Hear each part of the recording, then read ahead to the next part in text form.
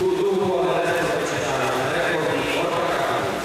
Držiteľom je z minulého roka Jurij Korbišín časom 53,96 sekundy.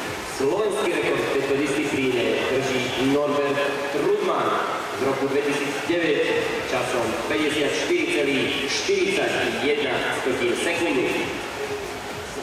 No a v druhej rozplavbe sa nám predstaví na dráhe 1 Adam Mišič, 2 Tobias Gačko, 3 Nik Obranovič, 4 Peter Kukánsky, 5 Luboš Feder, 6 Marek Čobrej, 7 Dávid Burzala, dráha 8 bude voľná.